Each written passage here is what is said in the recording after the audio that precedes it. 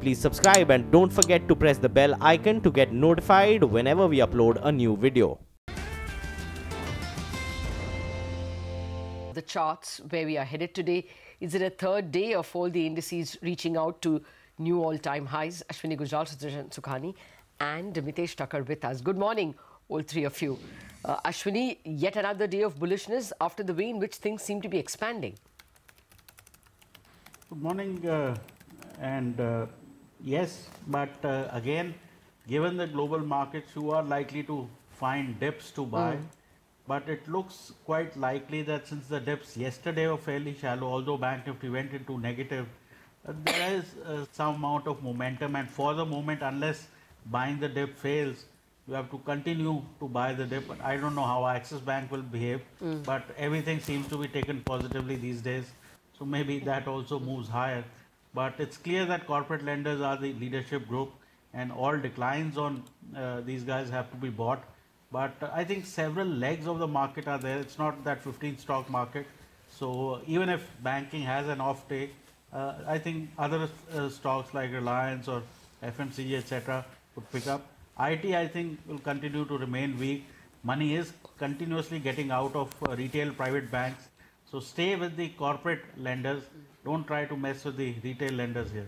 Okay, don't try to mess with the retail lenders. Sudarshan Sukhani and Mitesh Thakkar are also here with us.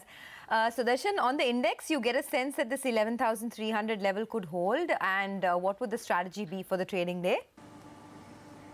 Yeah, good morning. Well, it is holding and we are upbeat and we have been long, but the US markets are giving the first signs that something may be changing there. It may not.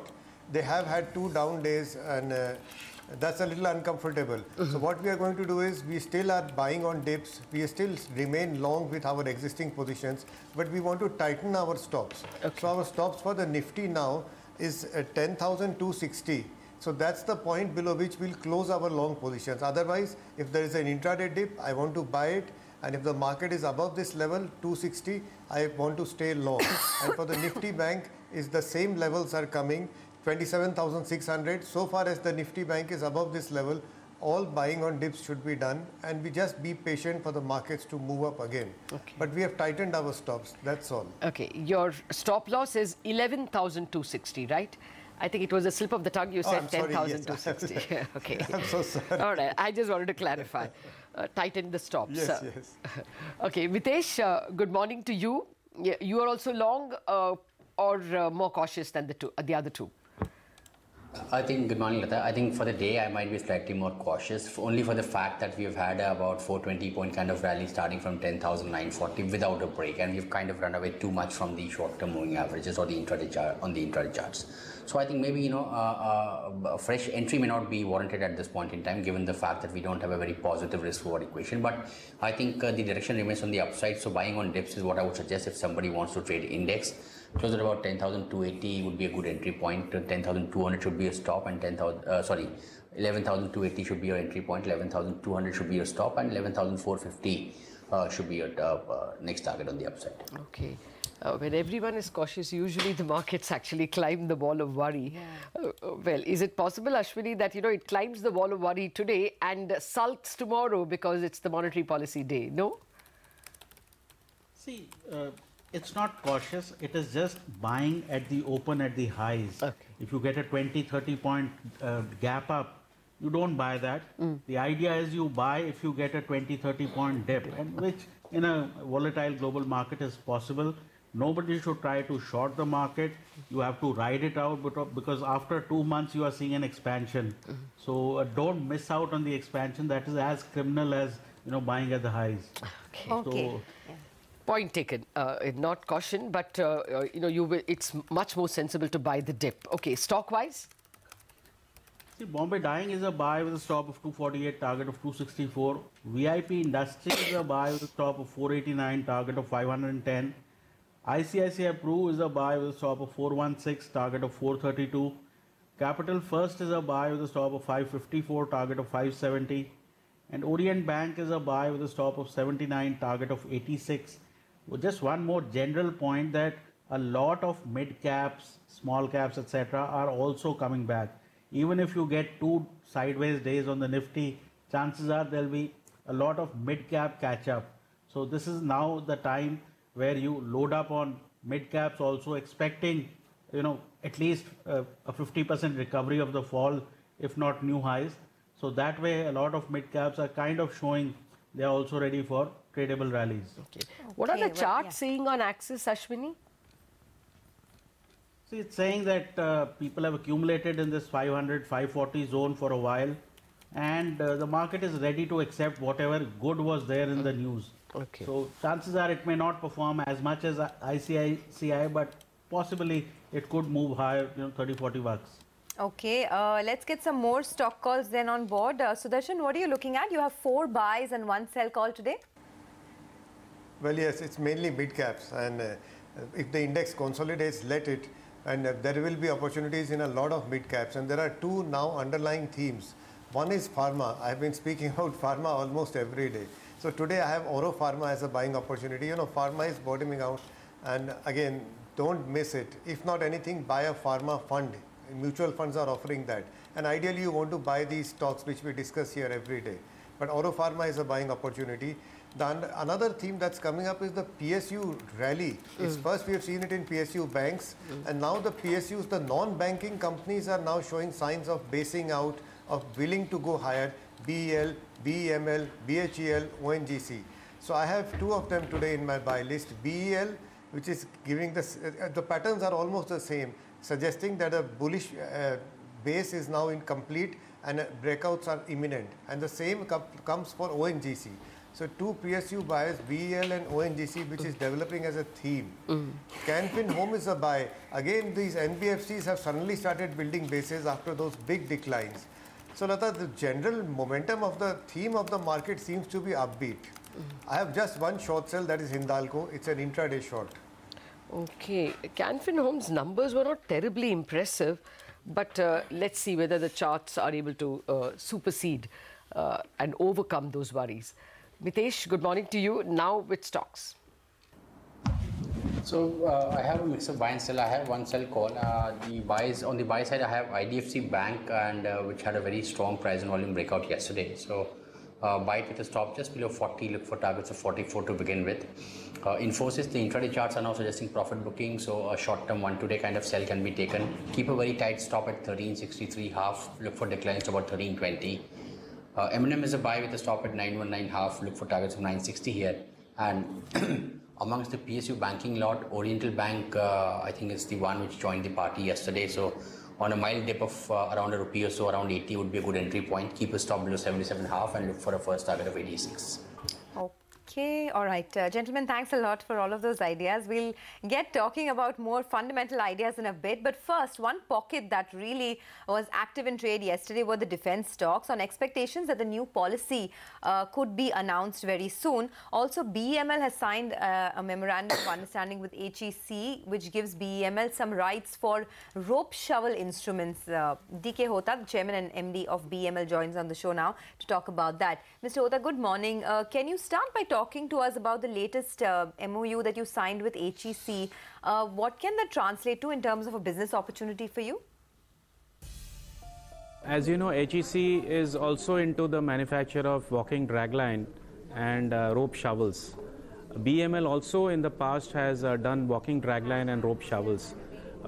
This collaboration between HEC, which has the IPR rights of some of these machines, which we don't have, this is going to help us, our marketing, our manufacturing, their IPR, and together this would result in about maybe 200 crores of business additional per year for BEML. Okay.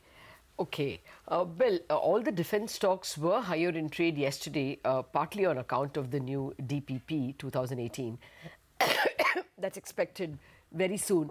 What do you think can be the most important policy decision or point that we should watch out for in the policy? What are you looking forward to? Well, we are looking at, the thrust of the current government has been to see how much of indigenization, what kind of to create an ecosystem wherein domestic players like us, public-private partnership, creating a MSC ecosystem.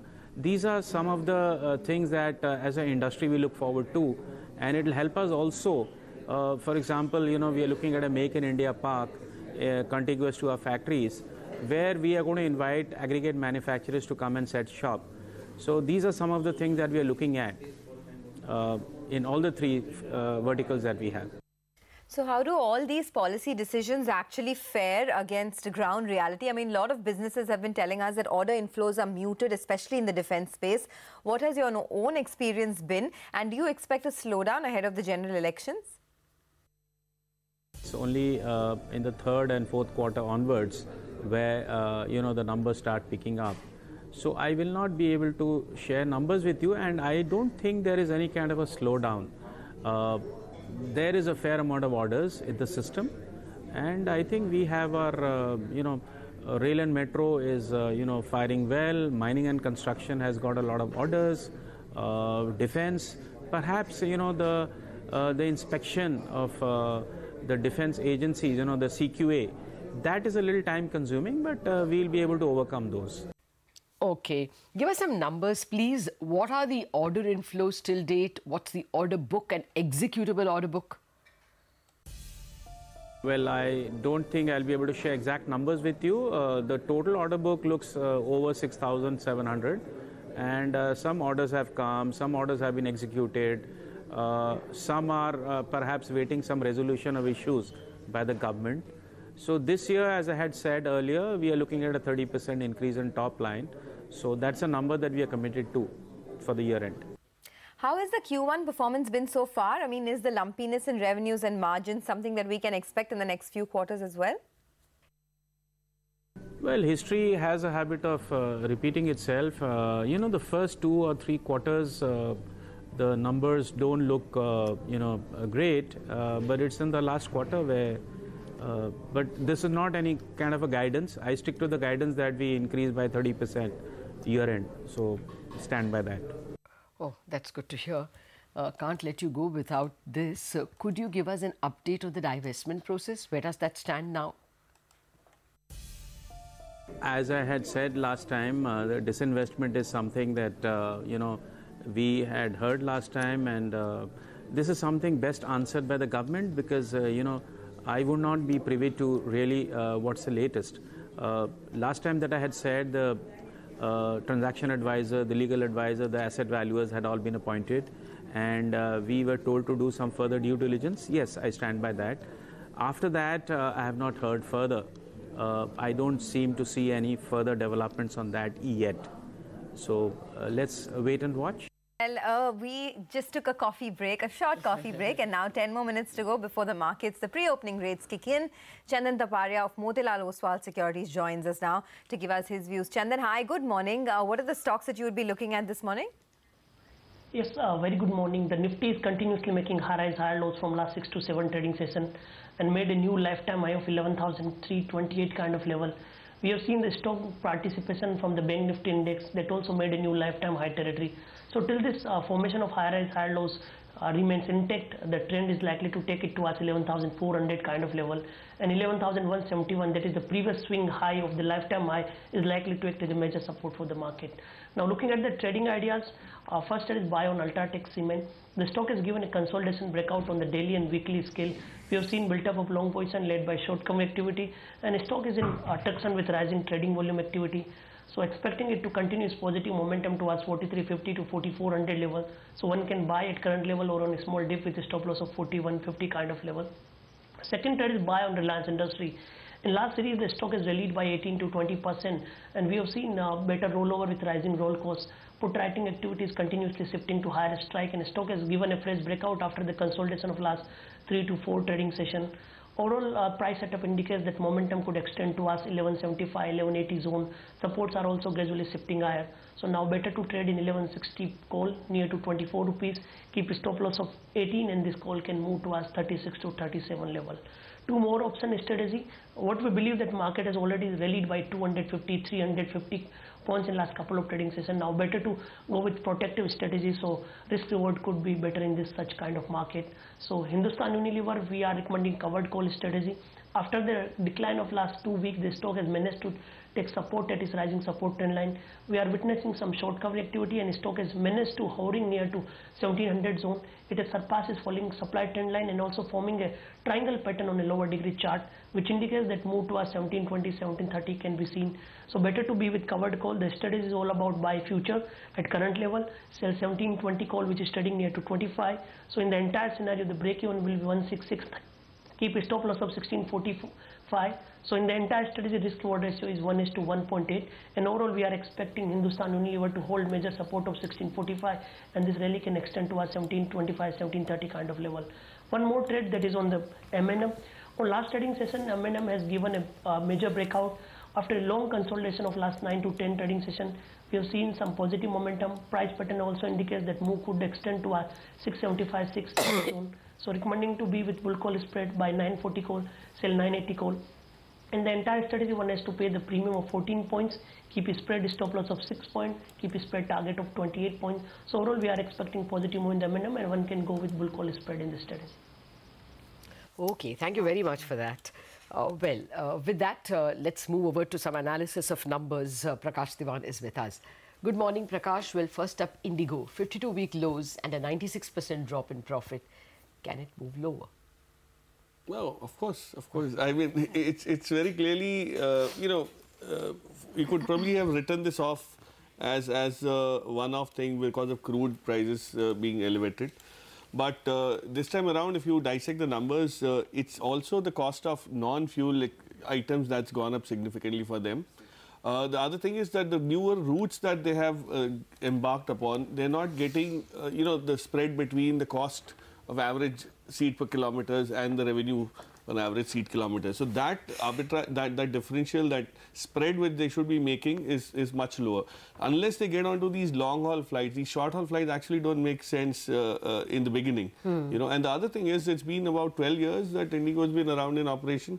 And one of the things that somebody very smartly pointed out is that as you grow older, the cost of employees, the wages also start going up. So you're no more a very lean and a fit and a very cost-effective organization which you started off with. So the delta was much higher that time, and it's going to take much more. So competitive intensity is there, but somewhere, even with a fuel surcharge, it's not showing. So the numbers are disappointing for a lot of other reasons as well. And I'm sure once the con call is through, you'll be able to ratify what's ailing, because the fuel surcharge has not helped. The Pratt & Whitney compensation has not helped. I mean, all the positives which we had prices, so the stock will certainly react today. Negatively, that is. Okay, now my next question actually is to Sonia. Sonia, the Harley-Davidson guys are going big on a small bike for India. Yes. First, just explain the numbers to us, and I want Prakash's comment on it. Well, it's interesting, because Harley-Davidson hasn't been doing well financially. So I guess what they're trying to do now is to get into more emerging markets with smaller mid-cycle motorcycles. And they've picked India as one of their emerging markets. Yesterday, they came out with a press statement where they said that they'll come out with mid-size 250 to 500cc bikes. Now, this market is very interesting. It's expected to grow 20% annually in India. Royal Enfield is the market leader here with 95% share. It forms just about 6.5 to 7% of the overall motorcycle market, but its growth is expected to be very good. And, I think in FY18, about 9 lakh bikes were sold in this category, 250 to 500cc. Now, the new bikes will come in from Harley only in 2022. Okay. But in anticipation of that, you don't know what Eicher Motors' next move could be. They're also launching another new bike later this year. But Prakash, your thoughts? It's interesting because it's a very daring move by Harley-Davidson. What they'll have to do is slash prices. They'll have to change their brand strategy. You think it will work? Even the configuration for markets like India, the road conditions, and the biggest challenge for complex engineering bikes like Harley is the service infrastructure. If you can't match that, I mean, I'm paying top dollar to buy a bike, and if it needs a little bit of a tweak or a repair once in a while, and if I can't get that, so it's going to be very metro driven, very pocket driven. So I think Eicher has time to counter this, and the Himalaya, the bike that they launched in this exact category, which is more of a adventure and cruiser kind of a thing, that is where I think they could grow, and they still have enough, I think, dry gunpowder to battle this out. But Harley's move definitely seems to be saying Asia, here we come. India is one of those spots because it's one of the biggest markets. So yes, interesting from a bike enthusiast perspective, not from a very financial, I mean, from the stock perspective, I don't think iShares, it should not get impacted negatively, at least So today. If it's 22, then they have a lot. It's across 22, 24. But you know, Lata, the other thing is this could get preponed. There's no reason. I think the time they're taking is for the distribution and for And the they're looking for an service. India partner, right? Yeah, They're so they looking for will a need partner. local vendors, local, I mean, you know, at least if not vendors, at least local service partners. And But without if that, they tied up with one of the big boys, like say TVS or Bajaj. difficult. These guys do not see. Look at the challenge. It's like, you know, when Fiat came into India, they had some very good models which were popular in Europe, but they didn't have distribution here, and they suffered. It's only when, you know, let's say Jeep, when it's come, great product, but it's because it's piggybacked on somebody else's distribution that it's doing well now. You know, even right now, it's not the best of distributed products, but at least it's there. So I think the time they're taking is not for the model introduction, it's more for the service backbone and stuff like that. And that could happen faster. As you said, if they were to tie up with somebody who's already got some infrastructure in place and which they're not selling very aggressively. So if you were an Eicher Motors shareholder, would this make you sort of move out of the shares? Because the stock has already been under quite a bit of pressure lately. Yeah, so I would move out of the stock, but I would start watching for the news flow on Harley much more carefully now. You can watch the pictures. Meanwhile, Sohini, our Overdrive team, shot them. So we were showing you the little Harley pictures.